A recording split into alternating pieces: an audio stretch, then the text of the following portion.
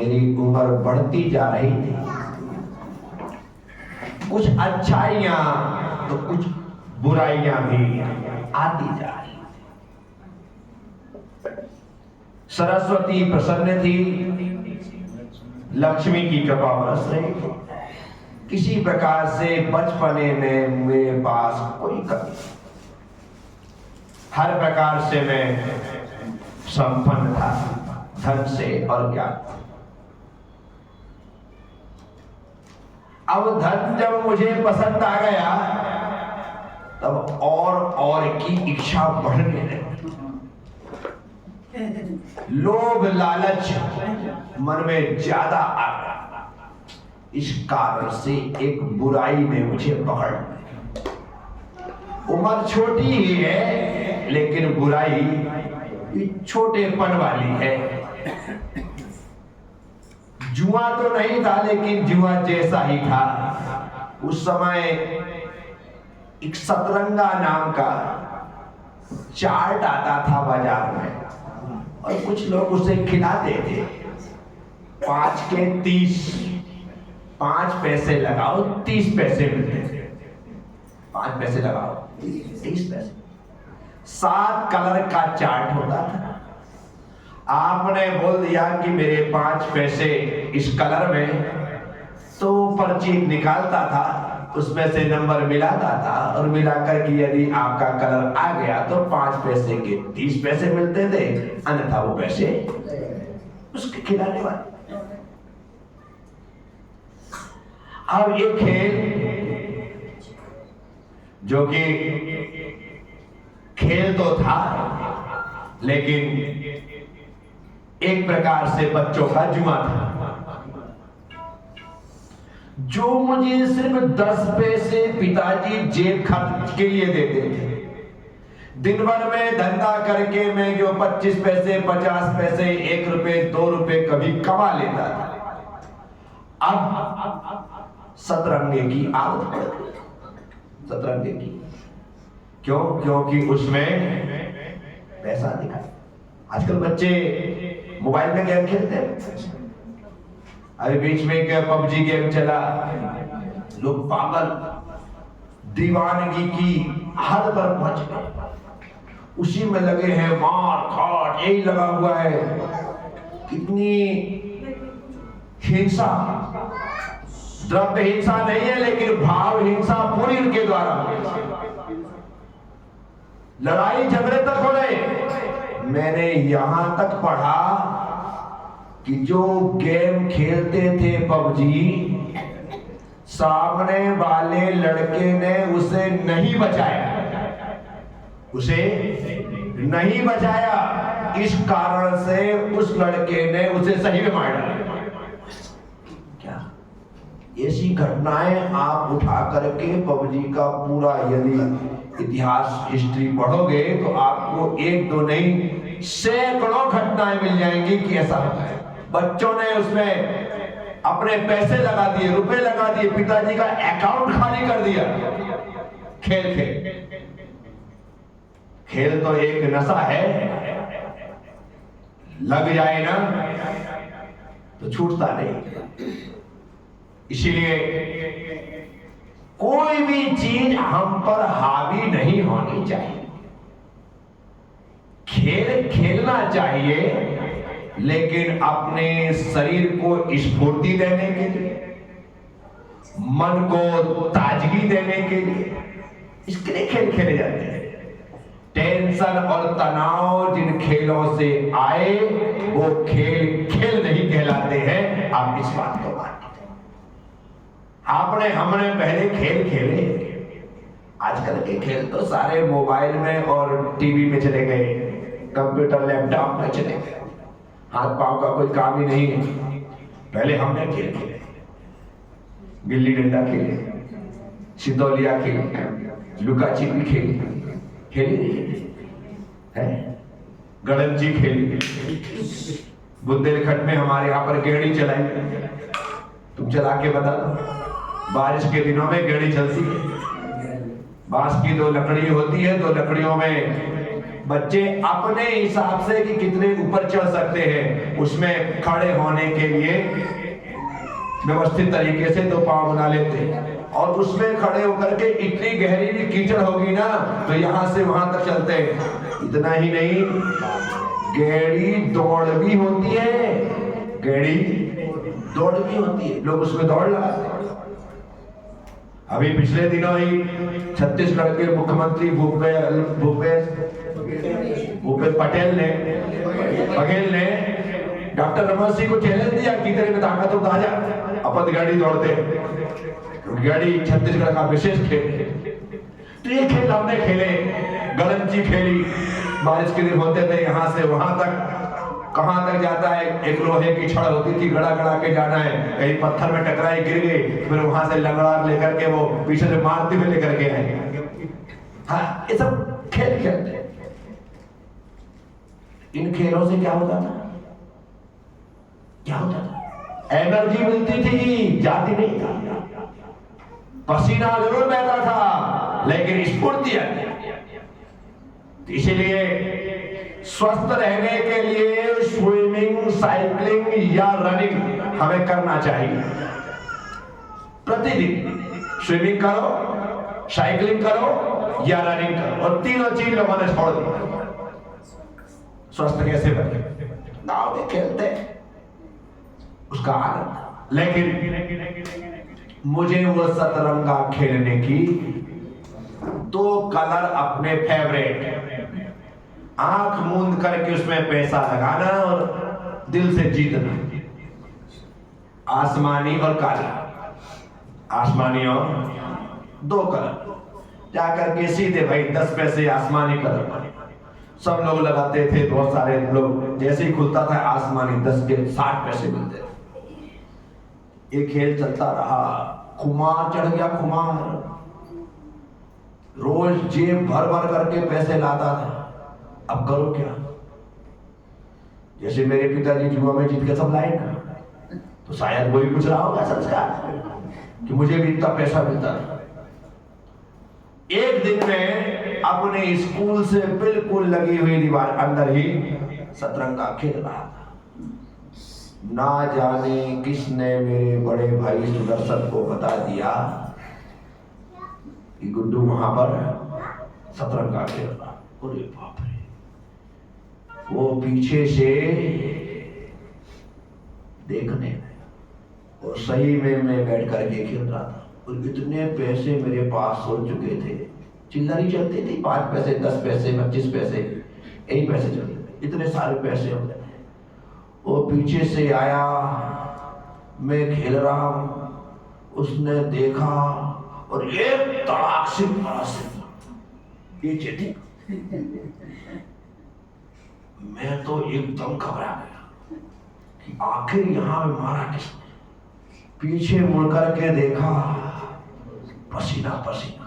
अब मेरे पास भागने के अलावा कोई रास्ता, सीधे वहीं से बिना देखे रास्ते भर पैसे गिर रहे, उठाने की भी हिम्मत नहीं। बिल्कुल सच्चाई कह रहा हूं, पैसे गिर रहे हैं, कहीं 5 पैसे 10 पैसे क्यों गिरते जा रहे हैं? रुकूंगा तो और खाना है। जितने बचा सका उस दिन बहुत खाना था, सब पैसे बहुत सारे गिरे। लेकिन वो दिन था कि उसके बाद सोच लिया कि अब मेहनत करके कमाएंगे, एक काम नहीं करेंगे। क्योंकि सबसे बड़ी बात थी इज्जत, कि आज भाई ने देख लिया और सब कुछ खत्म हो गया, अब घर जाकर के बोलेंगे तो क्या होगा।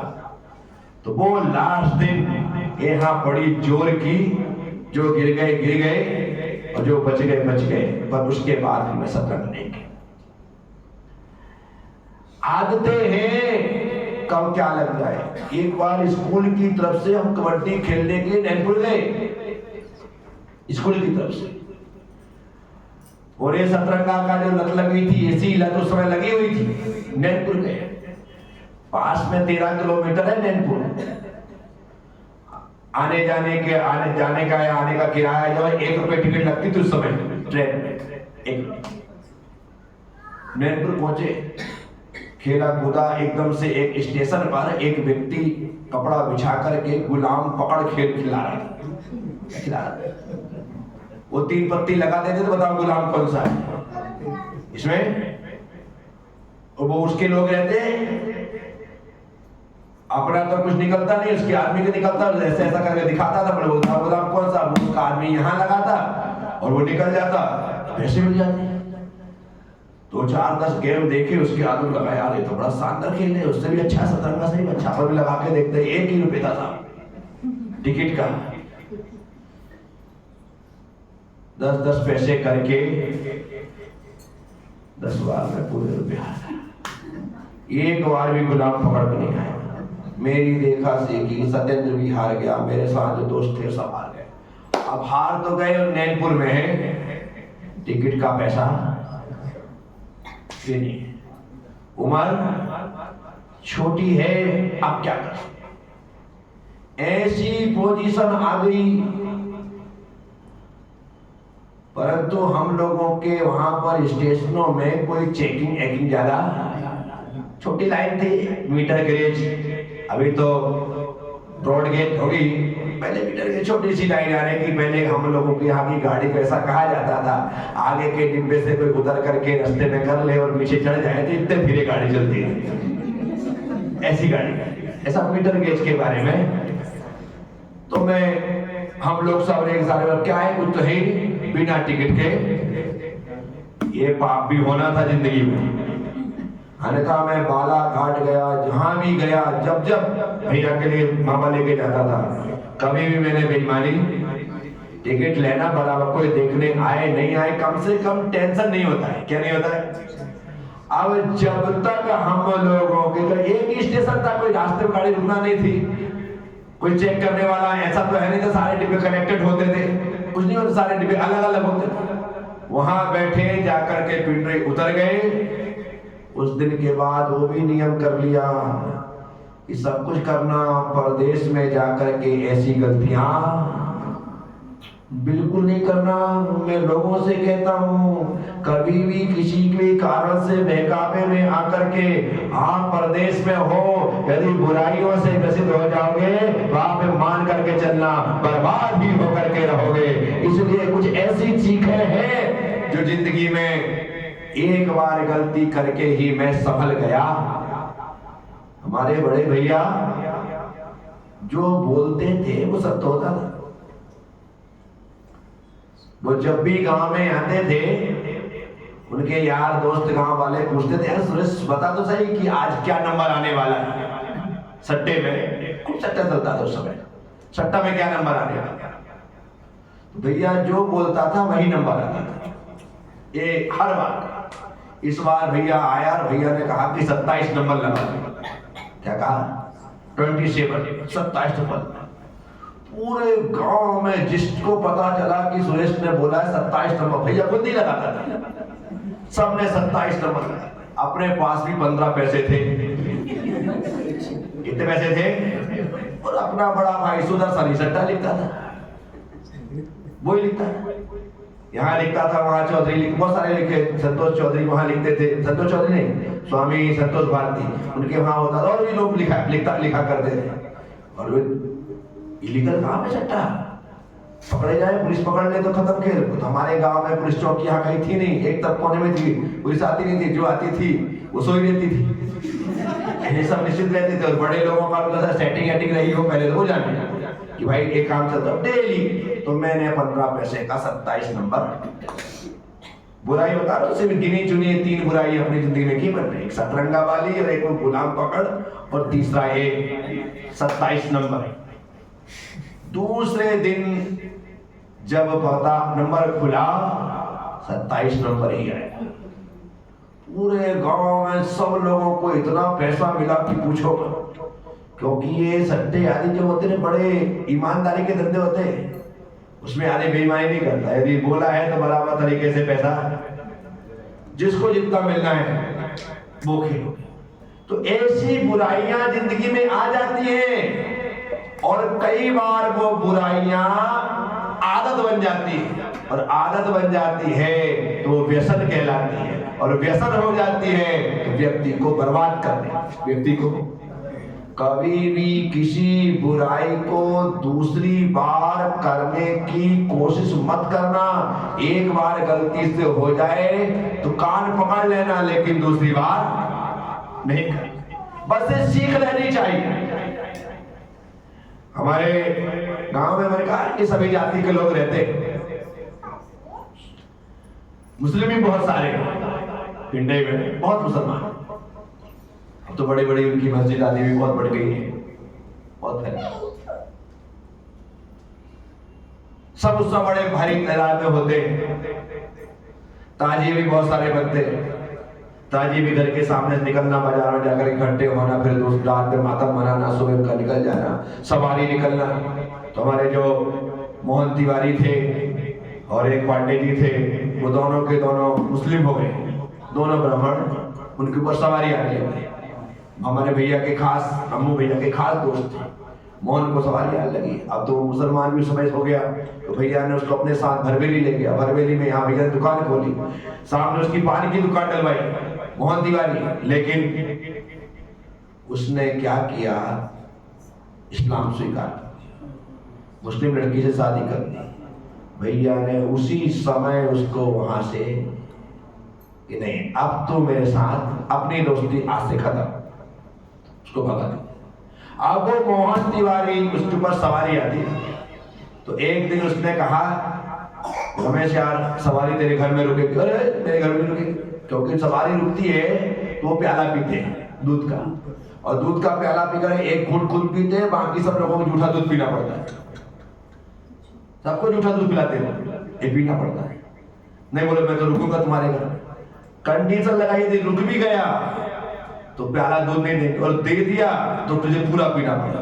तो उसने कहा तेरे दोस्त होने के नाते मैं तेरे घर में रुकूंगा जरूर, लेकिन जूठा नहीं पी लो, पूरा दूध पी लो। सवारी रुकी, पूरा दूध पी। अब वो हम उनके पीछे पीछे भागते थे। क्या करते थे, क्योंकि उनके पास इतना बड़ा क्या होता है, नेजा होता है, उसमें मखाने आदि भरे रहते हैं। वो ऐसा फेंक फेंक मखाने खाना सब देते हैं, तो लोग बच्चे लूटते हैं, ऐसा दीदी इकट्ठा कर, वो उसका मजा अलग होता है। अब वो भागते हैं पूरे गांव। अब सबसे बड़ी बात क्या होती है कि अलाव कूदते हैं। क्या कूदते हैं, एक कम से कम 12 बाई 12 का गड्ढा बनता है, उसमें पूरे जलती हुई अंगार बिछा देते हैं। अंगार, ये तो मातम का त्योहार है। क्या है, तो अपने आप को कोड़े मारना, अंगार में कूदना, ऐसा करना वैसा करना, अंगार बिछा देते भयंकर। और पूरे वो सिल्क के कपड़ों से लदे होते हैं, नेजा उनके हाथ में होता है, पांव में सिर पे मोजे होते, और वो अलाव में कूद जाते हैं। किसमें कूद जाते हैं, बिल्कुल धड़कते हुए अंगार, उसमें कूद जाते। मैंने मां से कहा कि इसमें कैसे कूद जाते, जलते क्यों नहीं? तो मां ने कहा कि नमोकार मंत्र का प्रभाव होता है, जगते रहो तो जलते नहीं। वो मेरे को समझाने के चक्कर में उसने ऐसा बोल दिया। अब हम तो उनके पीछे ही भागते रहते थे। अब वो अलाव कूद रहे, मां ने कहा कि नमोकार मंत्र पढ़ते इसलिए जलते। अब उम्र छोटी, वो मुसलमान, हम जैन, कहाँ का नमोकार। लेकिन उन्हें कहा कि भाई मां ने कहा था, तो अपन ने नमो अरिहंताड़म नमो सिद्धाड़म बोल के अंगार हाथ में उठा लिया। ये बिल्कुल सत्य घटना है, मेरे बच्चा है, मैंने अंगार नहीं जला साहब, कुछ भी नहीं हुआ मेरे हाथ में। मुझे बड़ा आश्चर्य लगा कि मां ने कहा नमोकार, तो मैं नमोकार लगातार पढ़ नमो अरिहंताड़म नमो सिद्धाड़म, और अंगार हाथ में लेके देख लिया। मैंने कहा जलेंगे, वाकई मां ने कहा नहीं जलेंगे। अब धीरे से मैंने उसमें पांव रखे। सब बच्चे रखते थे, यानी कि मुसलमान लोग हैं, उनके साथ कहते बाबा जी के साथ कूद जाओ तो जलते नहीं, बाबा जी के साथ कूद जाओ तो जलते नहीं। अब मैंने मां से पूछ लिया, डर तो लगता है भाई, अंगारे में अपन चूल्हे के पास बैठते जल जाते। मां ने सिखा दिया कि नमोकार पढ़ोगे तो जलोगे। बस नमोकार पढ़ करके मैंने उठाया, कुछ भी नहीं लगा, पांव रखा, कुछ भी नहीं हुआ। अब मैंने कहा अपन तो इनके साथ कूद सकते क्या, क्योंकि अपने पास हथियार है, अपने पास। क्योंकि मैं तो यही मान रहा हूं कि ये बाबा जी की नमोकार पढ़ रहे हैं। क्या पढ़ रहे हैं, और इनके साथ जितने कूदे सब लोग। मैं नमोकार मंत्र पढ़ करके आराम से पैर रखता हूं और खड़ा हो गया, लेकिन मैं जला नहीं। तो आज मुझे याद आता है कि मेरी माँ ने तो मजाक किया होगा या मुझे समझाया होगा कि बेटा नमोकार से जलते नहीं है, लेकिन हकीकत में यदि मुझे पता होता कि माँ मजाक कर रही है तो शायद मैं जल जाए, और मैं मजाक समझता तो कुछ भी नहीं हुआ। ये हकीकत में मैंने अपने आप से नमोकार, अब आज मैं करूँगा तो चल जाऊँ, गारंटी चल क्यों। उस समय मेरे मन में माँ के कहने से नमोकार पर अकाट संतान हो गया कि नमोकार पढ़ते हैं इसलिए बाबा जी जलते, और मैं नमोकार पढ़ रहा हूँ नहीं जला साहब। तो कई बार ऐसी घटनाएं घट जाती हैं, ऐसी बातें हो जाती हैं, आज सुनकर सोच करके आश्चर्य लगता है कि यार उस समय कैसे कर लिया। कहने का मतलब हमारी जो आस्थाएं, हमारी जो श्रद्धाएं हैं उस समय तो दृढ़ थी, आज कमजोर हो गई। सीता यदि अग्नि कुंड में प्रवेश करती है और जल कुंड हो जाता है, और कहते हैं कि ये नमोकार का प्रभाव था, मंत्र का प्रभाव था, उसके शील और ब्रह्मचर्य का प्रभाव था, इस कारण से सीता के लिए अग्नि कुंड जल कुंड हो गया। ये धर्म का प्रभाव है, जो पड़ता है बस ध्यान पक्का होना चाहिए। वो लकड़हारे कहानी सुनते ना कि एक लक्कड़ उसकी पत्नी ने मारा, उसका नमो अर्हंतानम, सारे के सारे अंगार के कण रत्नों में परिवर्तित हो गए। क्या हो गए? किसका प्रभाव था ये? नमोकार का। तो एक घटना मेरी जिंदगी की है, अलाव में पैर रखा, खड़ा हुआ, मुझे कुछ भी नहीं हुआ। माँ ने कहा था नमोकार मंत्र जो पढ़ता है वह जलता नहीं है, ये मैंने अनुभव। तो साथियों, ऐसी जिंदगी में विविध प्रकार की घटनाएं घटती रही, सब प्रकार के प्रभाव होते रहे। बचपन से ही मैं सारे के सारे कामों में, बचपन मुझे लगता है कि मैं थोड़े समय घर में रहा, लेकिन थोड़े से समय लेकर के मैंने बहुत उपद्रव किए, कोई कमी नहीं छोड़ी। क्या अच्छा भी किया, बुरा भी किया, सब कुछ हो गया। और वो देख दाख करके मैं इस रास्ते पर आया। बस आगे क्या होता है शेष चर्चा करेंगे कल। और नमः, सबसे क्षमा, सबको क्षमा। जय गुरुदेव, जय